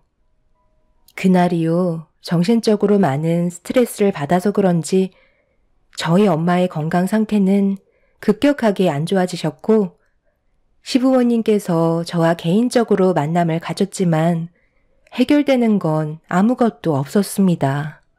남편을 이해하라는 시부모의 말도 저는 받아들이기가 힘이 들었어요. 남편도 저와 다퉜던 일들에 대해 전부 다 기억을 하고 있으면서도 용서를 구하기는커녕 오히려 더욱더 안 좋은 방향 쪽으로 끌고 가기 시작했습니다. 그동안 쌓아왔던 남편에 대한 신뢰가 한순간에 무너지는 순간이었고, 결국 저희는 이혼을 선택하게 되었죠. 저희가 그토록 원했던 신혼집은 처분을 한 뒤에 재산을 나눴고, 남편은 2번 다시 얼굴 볼 일 없을 거라며 막말을 뱉은 뒤 저희 부부는 등을 돌리게 되었습니다. 그렇게 이혼을 하고 시간이 지나는 동안 저는 엄마를 보살펴 드리면서 남은 시간을 함께 보내고 있었어요. 엄마와 함께하는 모든 순간들을 소중하게 생각하며 지내던 어느 날, 엄마와 오랜 시간 동안 대화를 나누다가 잠이 들었는데, 다음날 아침에 옆에 누워 계신 엄마를 부르며 깨우는 순간, 저는 그 자리에서 오열을 하고 말았어요. 더 이상 엄마는 제가 부르는 소리에 반응을 하지 않으셨고 깊은 잠에 빠지셨네요. 엄마와 함께했던 세월들이 머릿속으로 스쳐 지나가면서 떠오른 기억들은 전부 다 제가 못해드린 기억뿐이었어요. 어렸을 적엔 온갖 투정만 가득했던 어린이였고, 성인이 돼선 엄마에게 손을 벌리는 불효자였었네요. 모든 걸 아낌없이 내어주신 엄마는 그렇게 제 품에서 떠나고 마셨습니다. 엄마를 떠나보내드린 뒤 저는 한동안 아무것도 할 수가 없었어요. 엄마라는 엄청나게 큰 존재가 제 곁에 더 이상 없다는 게 정신적으로 너무 견디기가 힘이 들었습니다. 그렇게 몇 달 동안 저 혼자만의 시간을 가지면서 앞으로 어떻게 살아가야 할지 많은 고민을 하다가 제가 할 수 있는 일을 찾아 일을 시작하게 되었네요. 그렇게 엄마가 남겨주고 떠나신 재산으로 사업을 시작했고, 앞만 보며 정신없이 달려오다 보니 어느새 저는 크지는 않지만 그래도 체인점 몇 개 정도의 점포가 생길 정도로 자리를 잡게 되었습니다. 이 모든 것들이 전부 다 엄마에게 배운 노하우들로 이뤄낸 성과였어요. 제 삶이 이렇게까지 변하게 될 줄 몰랐지만 엄마가 한평생 만들어 오신 분식들에 대한 노하우들이 저에게 재산이 되었고, 점점 더 발전되는 사업을 키워나갈 수 있었죠. 그렇게 정신없이 살아가던 어느 날 사무실 사람들과 사업 아이템에 대해 회의를 주고받고 있는데, 밖에서 직원이 누군가 저에게 찾아왔다는 말을 하길래 회의가 끝난 후 저를 찾아왔다는 사람을 사무실로 불렀습니다. 그런데 문을 열고 들어온 사람은 다름 아닌 몇 년간 얼굴 한번 마주치지 않았던 전 남편이었네요. 왜 찾아왔는지 알 수 없었고 2번 다시 보고 싶지 않았던 얼굴을 또다시 제 앞에서 마주치자 과거의 기억들이 떠올라 당장 나가라고 소리를 지르고 말았습니다. 내가 당신 마음 이해 못하는 거 아니야. 잠깐만 내 말 좀 들어봐. 내가 오죽했으면 당신한테 찾아왔겠소? 제발 나 좀 한 번만 도와줘. 그래도 우리 그때 일만 아니면 정말 괜찮은 사이였잖아. 당신도 알겠지만 내가 하는 일이 돈벌이가 좋지 않은데 우리 부모님께서 큰 사고를 당하셨거든. 음주운전 차량에 부딪히셔서 수술을 크게 하셔야 하는데 자금이 많이 부족해. 제발 좀 도와줘. 내가 당신을 어떻게 알고 찾아왔는지 알아? 어느 날 회사 사람들이 분식을 시켰는데 배달 주문 메뉴에 당신 얼굴이 찍혀 있더라고. 처음엔 잘못 봤나 했는데 우리가 살아온 세월이 있잖아. 확실하게 알 수 있었지. 당신이 성공한 것 같고 돈을 빌려줄 수 있는 사람이 당신뿐인 것 같아서 이렇게 찾아온 거야. 나 한 번만 살려주면 안 될까? 그런데 잠깐만. 저기 명패에 왜 장모님 조남이 적혀 있는 거야? 당신이 대표 아니었어? 왜 대표가 당신이 아닌 장모님으로 되어 있는 거지? 설마 췌장암 수술이 성공적으로 끝난 거야? 정말 다행이네. 이참에 장모님 얼굴까지 뵙고 부탁 좀 드리면 되겠네. 내가 왜 당신을 도와줘야 하지? 나는 당신한테 좋은 기억이 하나도 남아있지 않아. 그때 우리 엄마한테 난리쳤던 기억밖에 없다고. 지금도 그때만 생각하면 온몸에 소름이 돋을 정도야. 그리고 우리 엄마 세상 떠나신 지 한참 됐어. 당신이 조금이라도 신경을 썼다면 알 수는 있었다고. 저 명패는 내가 이 자리에 있게 만들어주신 분이 우리 엄마이기 때문에 감사를 표하는 마음으로 이렇게라도 엄마를 대표 자리에 앉혀드리고 싶었어. 나는 당신을 조금도 도와줄 생각 없으니까 기대조차 하지 마. 우리는 두 번 다시 마주치면 안 될 사이야. 나는 당신의 인생이 무너졌으면 좋겠어. 나처럼 똑같은 아픔을 겪어보라고. 남편은 중역실에 있는 저희 엄마의 명패를 보자 땅을 치며 눈물을 흘렸고 자기의 잘못을 뉘우친다며 한 번만 용서해달라고 애원하고 있었네요. 자신의 상황이 안 좋아지니 그제서야 잘못을 깨달은 남편이 정말 한심해 보였습니다. 저는 더 이상 얼굴 볼 일 없을 거라며 남편을 회사에서 내쫓아 버렸습니다. 그날 이후 두 번 다시 제 앞에 나타나지 않았지만 마음이 편한 건 아니네요. 기억에 잊고 살았던 남편이 저에게 또다시 아픈 기억을 떠올리게 만들었습니다. 시부모님이 사고로 많이 위중하시다는 소식만 접한 상태이네요. 머릿속이 복잡해졌지만 남편의 인생이니 알아서 하겠죠. 자신의 잘못된 행동이 얼마나 큰 화를 불러일으켰는지 뼈저리게 느꼈으면 하는 바람입니다. 제 사연 들어주신 분들 감사합니다.